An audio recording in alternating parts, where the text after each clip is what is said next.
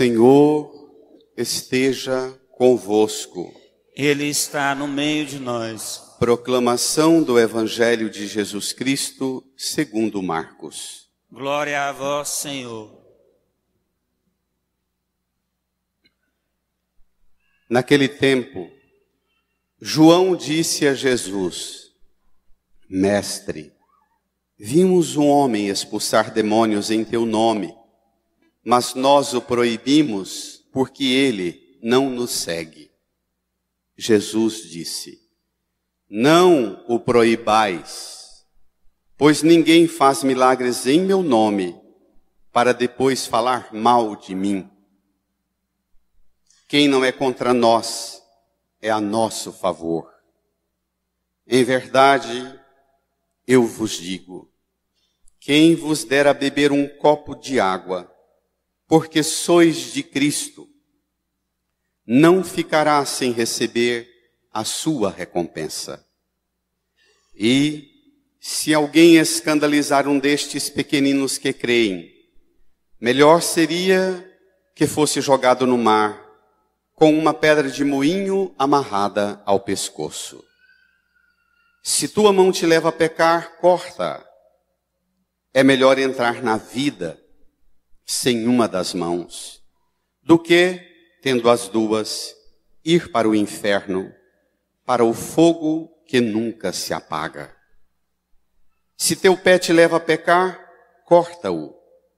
É melhor entrar na vida sem um dos pés, do que, tendo os dois, ser jogado no inferno.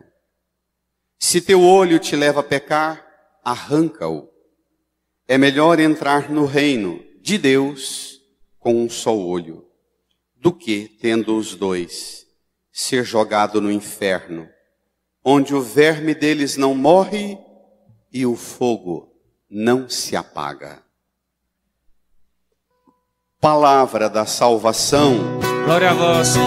Aleluia, aleluia, aleluia, aleluia, aleluia, aleluia, aleluia, aleluia.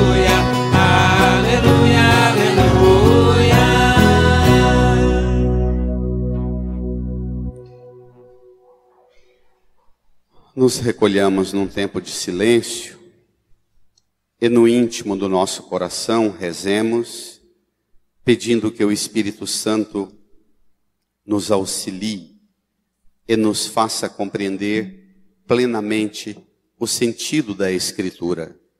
Rezemos.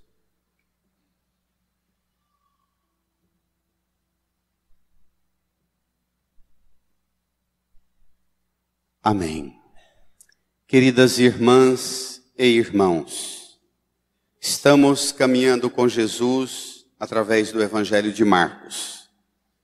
Hoje, conforme temos aí no número 9 do seu folheto, capítulo 9, versículo 38, saltando alguns versículos até o 48. Jesus nos põe diante de uma das exigências importantíssimas para continuarmos seguindo a Ele.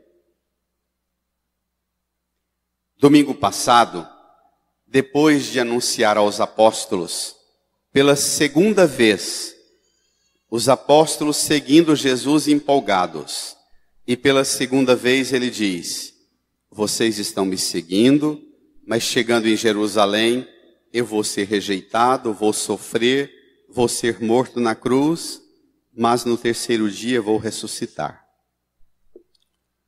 Os discípulos, como no domingo atrasado, não entenderam, não engolem esta ideia horrorosa de seguir um Messias que os chamou, que realiza prodígios, sinais, milagres. Ele já realizou a segunda multiplicação dos pães. A empolgação, a adesão a Jesus, a aclamação pública de Jesus está altíssima. E ele vem com essa conversa atravessada de chegar em Jerusalém, ser rejeitado e morto na cruz. os discípulos não digerem. Na verdade, os estudiosos de Bíblia chamam isso de o escândalo da cruz. Quando nós nos escandalizamos com a cruz. Daqui um pouco a gente volta a essa questão do escândalo. Hoje, Jesus continua aquela mesma conversa de domingo passado, em que os discípulos, depois dele anunciar pela segunda vez que iria morrer, os discípulos tomaram distância e debatiam entre si quem era o... Epa, igreja! Quem era o maior? Jesus falou que o maior é aquele que serve a todos. Esse é o maior.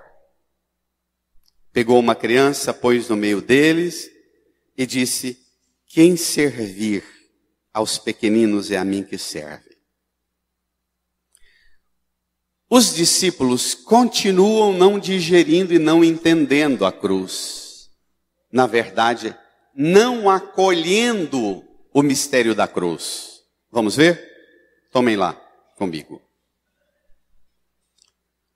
Naquele tempo, João disse a Jesus. João é considerado o adolescente do grupo, o mais jovem. O meninão do grupo dos 12 apóstolos. Chega em Jesus e diz a Jesus, todos juntos? Mestre, vimos um homem expulsar demônios em... Teu nome. Expulsar demônios em... Teu nome. Mas nós o proibimos porque ele não nos... Segue. Ele não nos... Segue. Mestre, encontramos um homem expulsando demônio em teu nome. Mas nós o proibimos porque ele não nos segue. A ação do homem está vinculada ao nome de Jesus. Mas a proibição está vinculada a nós.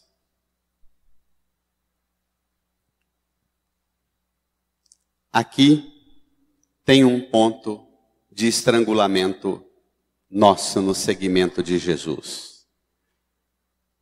O Papa Francisco, como bom jesuíta, no campo do discernimento, da psicologia, Papa Francisco trouxe para o vocabulário nosso da igreja uma expressão muito cara. Ele diz e repete constantemente que, eu vou usar a expressão dele, depois a gente entra na internet aí no Google e pesquisa a semana inteira, porque é importante. Além disso, essa semana ainda, tarefa nossa para casa, continuar a leitura e repetir a leitura dos capítulos 7, 8, 9 e 10, porque esse texto está estreitamente vinculado ao conjunto do magistério de Jesus nesses 4 capítulos. Mas vamos a João. Nós o proibimos porque ele não nos segue.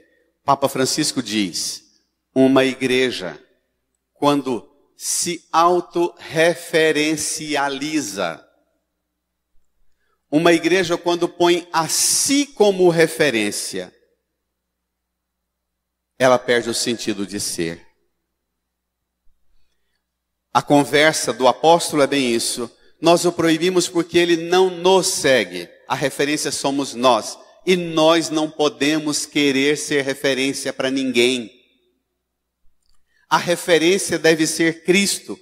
E o papel da igreja e o papel do apóstolo é mediar a relação para que ele seja o ponto de partida, o ponto de chegada, o alfa e o ômega, o princípio e o fim. A ele o tempo, a glória e a eternidade pelos séculos dos séculos. Amém. É ele ponto de partida, é ele ponto de chegada. Aqui é o grande drama da sociedade do espetáculo, da cultura narcisista que nós vivemos, inclusive na igreja. Quando o nosso desempenho na igreja faz com que a gente tira Cristo e põe a gente no lugar. Na sociedade do espetáculo, na sociedade da mídia, na sociedade das redes sociais, não tem coisa mais venenosa do que o personalismo de nós pregadores. Não tem coisa mais perigosa do que quando nós, com as técnicas de comunicação e de persuasão ou de espetacularização da fé, atraímos o olhar para nós e as pessoas vinculam-se a nós. Como terapeuta, como autoajuda, como uma figurinha interessante que me ajuda a organizar uns sentimentos, uns pensamentos meus. Quando a gente vincula-se à pessoa, ao padre, ao pregador, e o pregador não consegue mais ser mediação para a nossa relação com Cristo.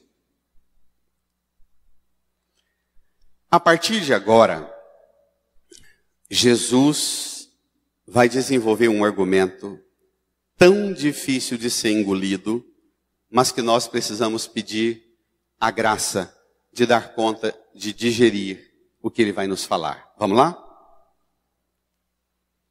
Jesus disse, todo mundo, não o proibais, pois ninguém faz milagres em meu nome, para depois falar mal de mim. Quem não é contra nós, é a nosso favor. Em verdade eu vos digo, quem vos der a beber um copo de água, porque sois de Cristo, não ficará sem a sua recompensa. Está vendo que a resposta de Jesus para João devolve para João o lugar que Jesus deve ocupar? Jesus fala, olha,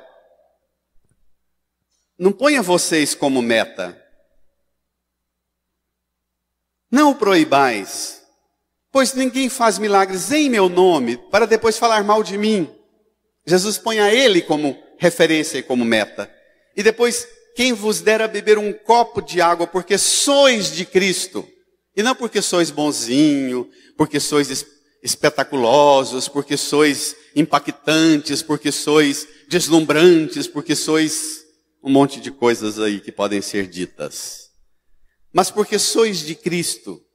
Quando as pessoas vinculam-se conosco, vinculam-se comigo e com você, porque somos de Cristo, tudo toma um significado infinitamente grandioso. Um copo d'água vira um regalo de graça.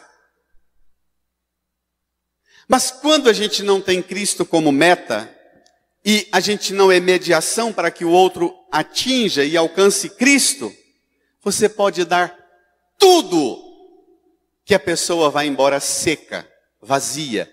Você pode dar uma palavra dessa e ela ir embora com os problemas dela. Você pode dar o corpo e sangue de Cristo e ela sair daqui da igreja vazia. Nós temos que inverter. E esse problema, ele é do nosso tempo. Porque nós temos em nós uma dificuldade enorme de ter referências. Então, quando a gente acha alguém que é mais ou menos para ser uma referência, seja na fé, no futebol, na cultura, na economia, na política, vira esse trem maluco, numa crise de referência, como nós estamos no Brasil. Olha o caos que viram as disputas entre os candidatos. Ao invés de virar um processo que culmina e desabrocha num crescimento da democracia, faz acirrar um ambiente de violência e de agressividade. Falta de referência, falta de referenciais. E na igreja também nós estamos assim, na fé nós também somos assim. Cristo, ao contrário, quer-nos e quer a todos aqueles que encontram-se conosco que nós sejamos outra coisa. Vamos ver? Mas também ele apresenta agora o que ele não quer que nós sejamos. O que ele espera que nós não sejamos. Vamos ler. versículo 42, vai entrar num tema muito atual. E se alguém escandalizar um desses pequeninos que creem, melhor seria que fosse jogado no mar, com uma pedra de moinho amarrada ao pescoço. Para lá. Cuidado para você não sair da igreja pensando que se você tem uma vida de pecado, a melhor solução para a sua vida de pecado é suicidar. Não é isso. Uma interpretação errada pode fazer você pensar, não, se eu estou lascado, corro o risco do povo ficar sabendo dos absurdos meus, amarrar uma pedra de moinho no pescoço, cair no mar, porque aí não escandaliza ninguém. Não é uma receita de suicídio. A palavra escândalo na Bíblia, ela tem um sentido diferente desse ordinário que nós usamos. Escândalo na Bíblia, a etimologia da palavra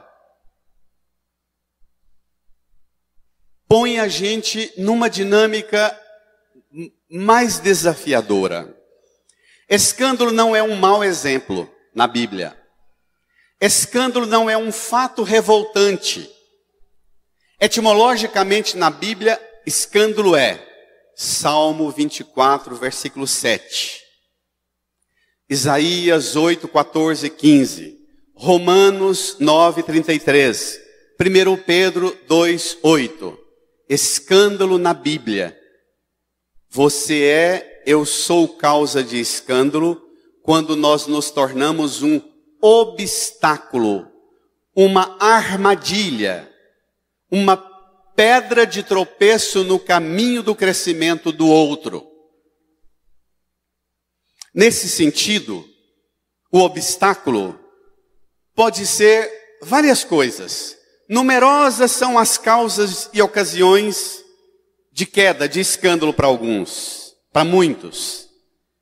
A Bíblia fala, o Novo Testamento fala, o Evangelho de Mateus repete várias vezes, que o próprio Jesus é causa de escândalo. O velho Simeão, quando recebe o menino Jesus lá no templo, pega o menino Jesus, bendiz a Deus e devolve para Nossa Senhora e diz, esse menino vai ser causa de queda, quanto de reerguimento para muitos em Israel. Então, Jesus é causa de escândalo e agora ele está sendo causa de escândalo na vida dos apóstolos. Por quê? Porque ele falou que se continuar seguindo a ele, vai todo mundo passar pela cruz. E os discípulos estão escandalizados. Judas começa a tramar um esquema para traí-lo e entregá-lo. Alguns discípulos desistem de seguir a ele porque acham escandaloso que ele se propõe a ser um pregado na cruz, um crucificado. Então, quando a meta sua, quando a referência sua para estar na fé, para estar na religião, para estar na igreja, para estar na comunidade de fé, não é Cristo e o que Cristo oferece, até ele mesmo se torna impedimento para você, porque você não cede. Também, na Bíblia, outras coisas que podem ser causas ou ocasião de queda. O ser humano é causa de queda. O mundo pode ser causa de queda para você. A sua relação com os bens deste mundo. A perseguição. Você vai entusiasmado seguindo Jesus. Quando vem a perseguição, quando vem a provação, você joga fora a fé porque não deu conta da tribulação e da provação. Os bens deste mundo, olha aqui, o que levou Eva com Adão a caírem? As seduções. Na segunda leitura de São Tiago, ele descreve a relação nossa com os bens. E agora, ricos, chorai, porque a prata e o ouro que amontoastes, a ferrugem deles vai comer sua carne. Amontoastes tesouros para o dia da matança. Está chegando a hora. Vós vivestes luxuosamente na terra, entregues à boa vida, cevando os vossos corações para o dia da matança. Então, muita coisa pode ser causa de queda, como também a falta de um testemunho meu e seu para conduzir as pessoas para uma relação com Cristo. E Jesus agora faz a lista de 3 armadilhas no seu corpo que podem ser causa de queda para você. Vamos ver? Seu corpo. Vamos ver? Tomem lá comigo. Versículo 43. Se tua mão te leva a pecar, corta. É melhor entrar na vida. Vida com V? Maiúsculo. É melhor entrar na vida, continue, sem uma das mãos, do que tendo as duas ir para o inferno, para o fogo que nunca se apaga. Continua, se teu pé te leva a pecar, corta-o. É melhor entrar na vida sem um dos pés, do que tendo os 2, ser jogado no inferno. Se teu olho te leva a pecar, arranca-o. É melhor entrar no reino de Deus com um olho só, do que tendo os 2, ser jogado no inferno, onde o verme deles não morre e o fogo não se apaga. A mão, o pé e o olho. O que significa isto? Crianças, vem cá, meninada. Quando a gente era criança, que a mãe pegava, que a gente ficava custoso, que a mãe pegava esse texto e lia para a gente, você morria de medo, né? Você imaginava um facão triturando você. Pai e mãe de criança, de adolescente. Como aplicar esse evangelho na disciplina e na educação dos filhos? O que significa esse corta-o? Nós temos a graça de contar com a contribuição moderna, os grandes avanços das ciências humanas das últimas décadas. O que a psicologia, a pedagogia, a psicopedagogia trouxeram de contribuições para entender o funcionamento do ser humano, para entender como é que nós somos chamados a nos desenvolver e a progredir com estímulos bons e saudáveis, e também o quanto nós podemos causar prejuízos a nós com uma pedagogia violenta. Jesus não está sugerindo que nós sejamos um bando de suicidas e de radicais islâmicos cortando uns aos outros aos pedaços. Mas pela ciência da psicologia, da pedagogia, nós podemos intuir coisas extraordinárias. Hoje, um pai, uma mãe, pode ser extremamente amoroso e terno, conseguir ter um domínio enorme sobre temperamentos e comportamentos rebeldes e inquietos e afadigados dos nossos meninos e meninas, que têm um aceleramento que a gente nunca viu na história passada. Hoje, nós não precisamos e nem devemos usar das ferramentas da violência, da agressão. Hoje nós não podemos e nem devemos, mas nós também não podemos e não devemos ser um bando de banana na frente dos meninos e menina.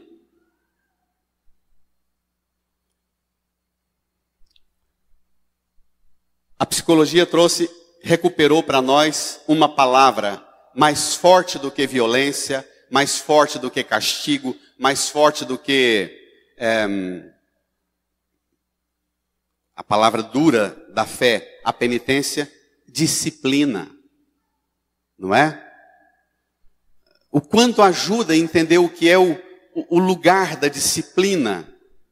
Colocar a criança no lugar dela, discipliná-la, instruí-la num caminho onde ela é conduzida a ter um autocontrole sobre si. Meu benzinho, você está enfiando a mão onde não deve, você precisa ter autocontrole. Senta aqui, até o papai, até a mamãe dizer, saia. Você precisa ter autocontrole de si. Você anda subindo e caminhando por caminhos errados, seduzido por caminhos errados, senta aqui. Enquanto eu não te autorizar, você precisa pensar que seus pés são dom de Deus para te levar para as coisas boas e não para as burradas que você não tem discernimento. Os seus olhos se encantam, se empolgam com tudo que é oferecido no mundo, acelerado das imagens. Como é que chama essa tela moderna do celular? Hã? Não, hã? Eu no inglês sou ótimo. É uma geração assim. As emoções da nossa meninada, você trisca, você encosta, eles mudam de sentimento e de temperamento assim, igual o celular. Uma geração absolutamente sem autocontrole. Pais e mães escravos dessa falta de controle. Os avós, se a gente tem algumas avós que eu peço, me ajude, permita que eu fale o que a senhora me contou na pregação. Pelo amor de Deus, padre, não fala não. Quando fala para não falar, eu não falo mesmo. Mas algumas autorizam, porque o que muitos dos avós têm sofrido com os netos, que impõem um tipo de comportamento, uma ousadia de menina e menino, que não tem absolutamente nenhum domínio da mão, dos olhos, dos pés. E é aqui que Cristo entra, a autodisciplina, o autocontrole. Agora, nós só vamos ter autoridade para ensinar nossas meninas e meninos se nós tivermos autocontrole. Como é que a gente vai ensinar para os nossos meninos ter paciência se a gente fica falando palavrão e agressividade o tempo inteiro? Como é que a gente vai falar para os nossos meninos comer saudavelmente se eles veem a gente nem mastigar quando senta à mesa porque tem que engolir e ir embora logo? Como é que a gente vai dizer para os nossos meninos ter um controle sobre si? Senta, toma refeição aqui, se a cara da gente é azeda, amarga, todas as vezes que senta para tomar uma refeição. Então, o que Cristo propõe é, vocês estão preocupados com as outras religiões, com as outras igrejas, com as outras doutrinas, quem está expulsando o demônio e não pertence à igreja? O nosso problema não são as outras religiões. O nosso problema não são os evangélicos, nem os espíritas, nem os muçulmanos. O nosso problema é a pobreza do nosso testemunho, a precariedade e a falta de autoridade da nossa presença cristã.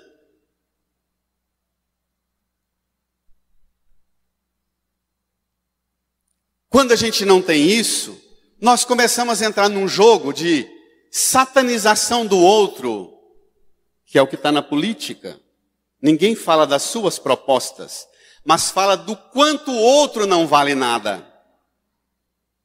E nós entramos nessa lógica. E nós debatemos política sim. Não vai ter solução que presta para esse país nunca, enquanto a nossa forma de fazer política é levantar dossiê sobre a desgraça do outro.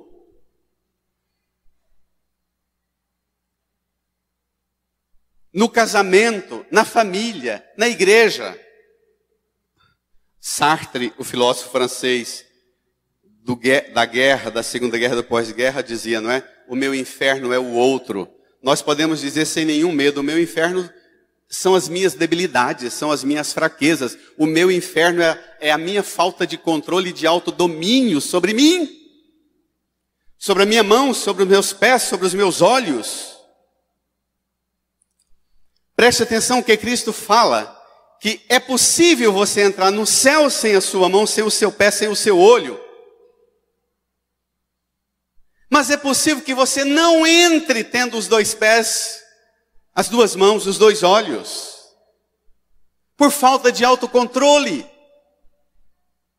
Numa sociedade que estimula a gente a comprar, comer, beber, e ir na farmácia e comprar tudo quanto é tipo de remédio, e ter todos os tipos de remédio, para tomar remédio para tudo quanto é sintoma, o que nós viramos? Nós viramos consumidores compulsivos de tudo. Cristo está dizendo para nós que nós corremos o risco de perder o controle. Se a sua mão te leva a pecar, disciplina sobre ela, disciplina. O que significa esse? É melhor entrar na vida com V maiúsculo, vida pela segunda vez com V maiúsculo, é melhor entrar no reino de Deus. Olhe para a cruz. Olhemos para a cruz. Entrar na vida significa que Cristo é o único que pode fazer você participar da salvação. Que Cristo é o único que pode fazer você participar da vida eterna. Cristo diz a você, tenha autocontrole, autodomínio sobre você mesma. Os gregos da filosofia grega diziam, conheça-te a ti. Conheça-te. Para você ter autodomínio, conheça-te. Uma das experiências mais impressionantes na vida de padre é que pessoas que vêm conversar com a gente, ela fala sobre ela na terceira pessoa. Ela fala sobre ela mesma na terceira pessoa. Lá.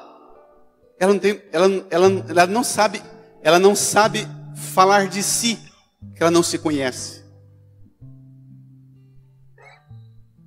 O próprio Evangelho, se você for perscrutar a Escritura, o próprio Jesus fala no Evangelho de Mateus, capítulo 18, versículo 7, ele diz assim, é necessário que haja escândalo. Necessário. O Evangelho de Lucas, capítulo 17, versículo 1, Jesus diz, é inevitável que haja escândalo, mas ai daquele que escandaliza. Por que Jesus fala que é necessário ou é inevitável? Por quê? Vou dar um exemplo simples. De vez em quando chegam algumas pessoas em mim arrasadas, mas assim, destruídas, porque descobri que o meu pai, ou descobri que a minha mãe fez tal coisa, ou fazia tal coisa. Aí desabafa, e eu digo para a pessoa, a sua mãe, o seu pai, algum dia chegou em você e falou para você que era Deus? Não. Então ele não tem a menor obrigação de responder às expectativas que você idealizou.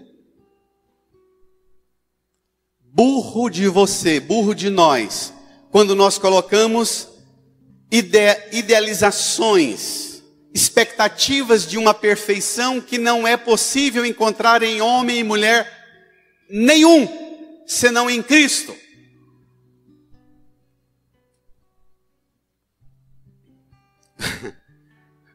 Quando alguém chega em mim, desesperado, essa semana perdi minha mãe, quantas vezes escutei isso, e quanto tem repetido para mim agora. A pessoa fala, perdi meu pai, minha vida acabou, perdi minha mãe, minha vida acabou, perdi minha mulher, meu marido foi embora, minha esposa foi embora, minha vida acabou. Eu falo, então eu não tenho nada para falar com você. O que eu tenho para falar com você é sobre Deus, sobre Cristo. Porque Cristo é aquele absoluto que pode o mundo e a vida arrancar o pedaço de você. Mas se Cristo não sair, você continua, a sua vida caminha nesta vida. Até 100 pés você caminha. Você vive e ganha a vida até sem mãos, até sem olhos, mas você caminha para a vida. Pode dar uma salva de palmas. Pode bradar.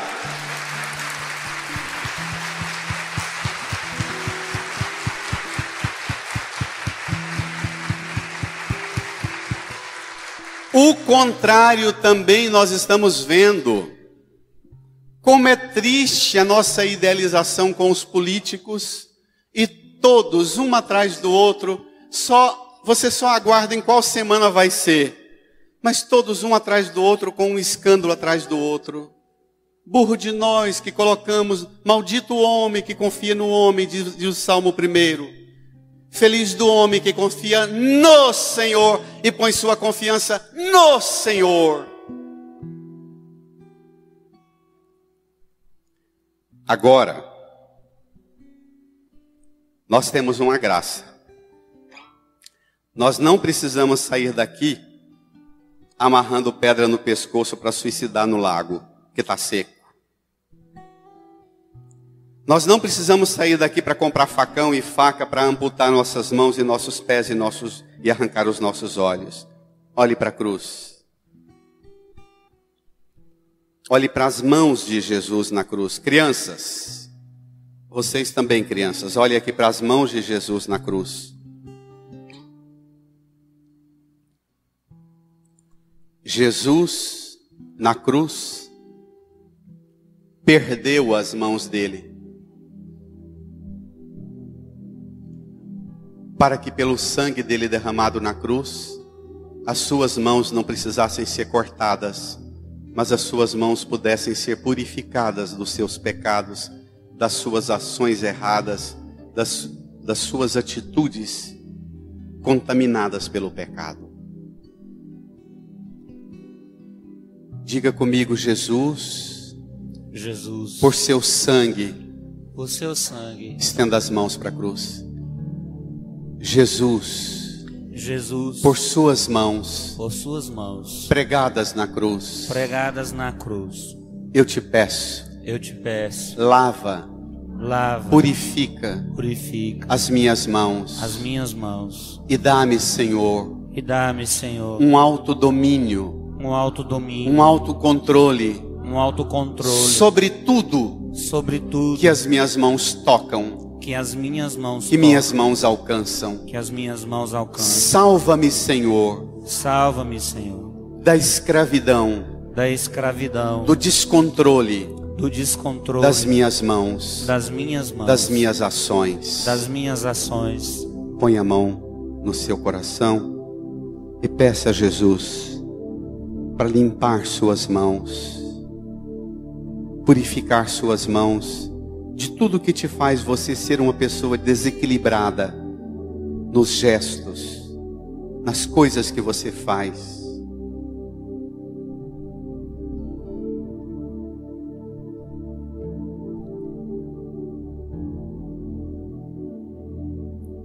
Amém.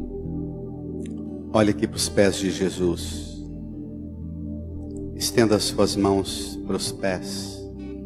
Reze comigo, Jesus. Na cruz, os seus pés foram pregados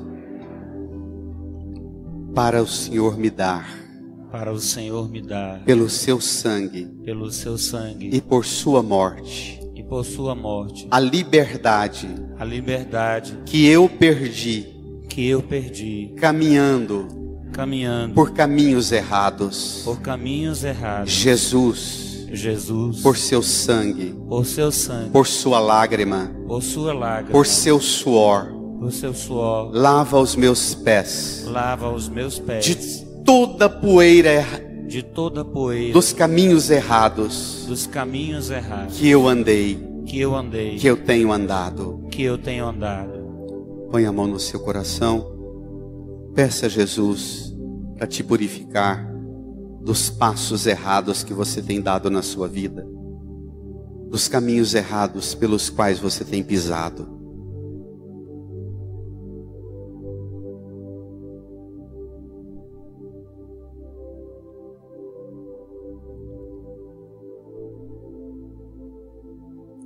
Amém. Olha aqui para a imagem, para a cabeça de Jesus. Estenda as mãos.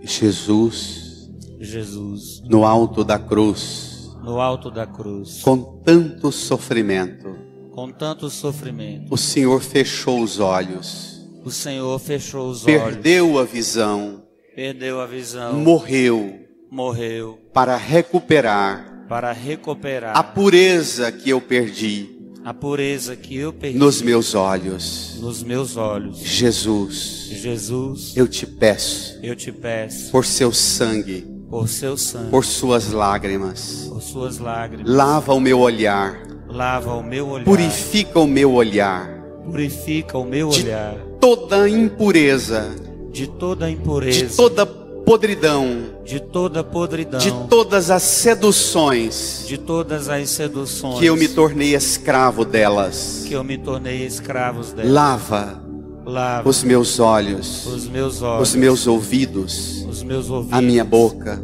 a minha boca, meu olfato.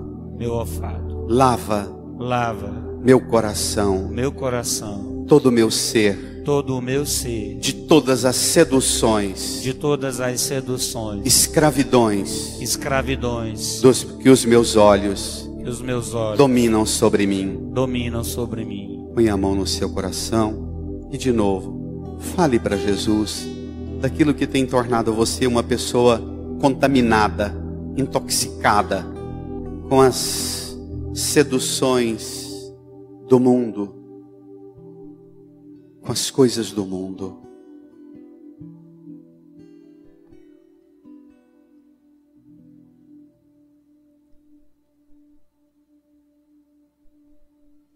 Amém. Amém. Amém. Amém. O dia que a serpente foi conversar com Eva e convencê-la a desobedecer a Deus, a serpente aproveitou uma brecha. Eva viu que o fruto da árvore do jardim era agradável aos olhos.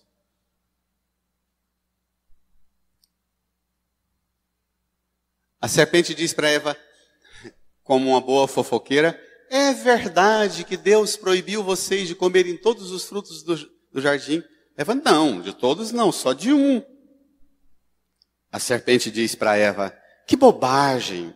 Deus sabe que o dia que dele comerdes, vossos olhos se abrirão e vós se sentireis como deuses.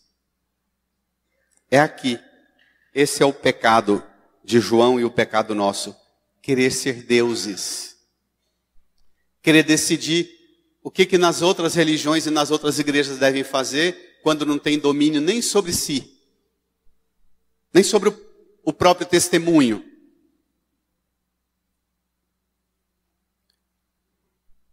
Irmã, irmão, nós temos a graça de voltar para casa não mutilado, não amputado. Nós temos a graça de, mesmo que os nossos olhos não funcionem por alguma enfermidade no aparelho ocular, nós temos a graça de poder voltar para casa enxergando com os olhos da fé, caminhando nos passos da fé, realizando as obras com as mãos da nossa fé. Incline a sua cabeça, feche os olhos, dirija agora o seu diálogo a Jesus. Peça ao Senhor que tire de você tudo que faz você ficar implicando com os outros, falando mal dos outros, porque não fazem as coisas do jeito que você acha que deveria ser feito. Os outros das outras igrejas, das outras religiões, os outros de outro partido, os outros que para você te incomoda. Peça a Jesus para não permitir que você guie mais a sua vida olhando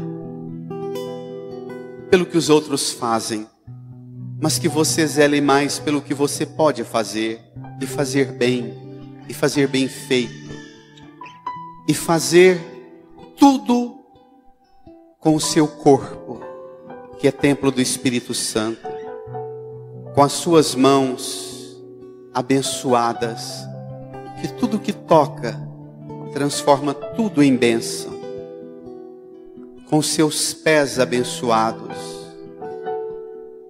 Onde você pisa, a bênção chega, a graça chega. o seu olhar, onde ele alcança, a graça, o louvor de Deus brota. Fale com Jesus e peça de Jesus a restauração da sua vida, da sua fé, da sua esperança, da sua caridade. Enche-me, Senhor, com teu Espírito, e minha alma reviverá.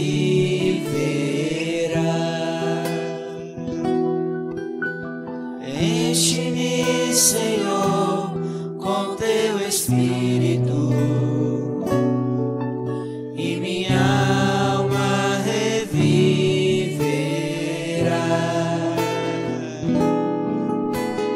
Para te adorar, para te louvar, enche-me, Senhor Jesus. Para te adorar, para te louvar, enche-me, Senhor Jesus. Cura-me, Senhor. Cura-me, Senhor, com teu Espírito, e minha alma reviverá. Cura-me, Senhor. Cura-me, Senhor, com teu Espírito, e minha alma reviverá. Para te adorar, para te adorar, para te louvar, cura-me, Senhor Jesus. Para te adorar, para te louvar, cura-me, Senhor Jesus.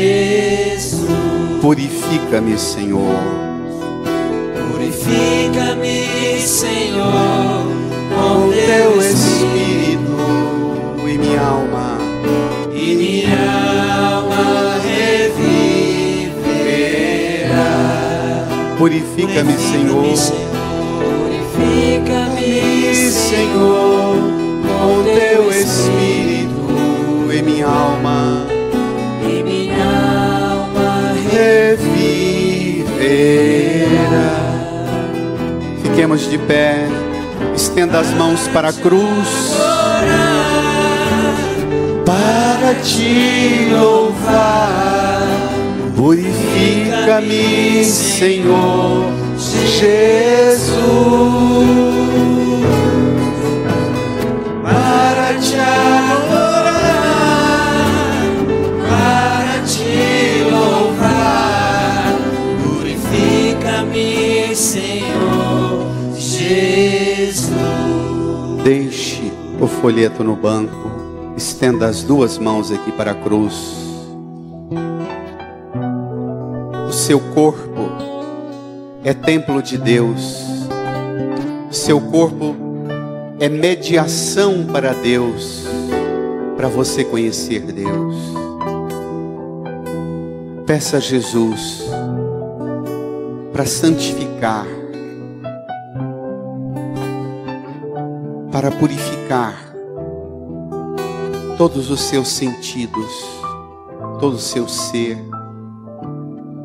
sua mente, seu coração, sua alma, seu espírito, seu corpo, seus sentidos. Diz a Jesus que você quer ser testemunha do amor dele para o mundo, para as pessoas, de todas as igrejas, de todas as religiões, que você quer ser instrumento do amor de Jesus, para que o mundo conheça Jesus através de seus gestos, de seu olhar, de suas ações, de seus passos. Toma-me, Jesus. Toma-me em suas mãos. Faz de mim um homem, uma mulher, uma criatura nova. Toma-me em tuas mãos, Senhor. Eis-me aqui. Eu quero ser instrumento da sua graça. O meu corpo impregnado da sua graça. Toma-me, Senhor. Toma as minhas ansiedades, meus medos, minhas inseguranças. E dá-me um autodomínio, dá-me um autocontrole, uma autoconfiança. Dá-me, Senhor, ter controle sobre mim mesmo. Dá-me, Senhor, respeitar-me e respeitar os outros como templo do seu amor, do seu Espírito. Amém. Amém. Amém. Com todo vigor, bradando numa só voz, professemos a nossa fé.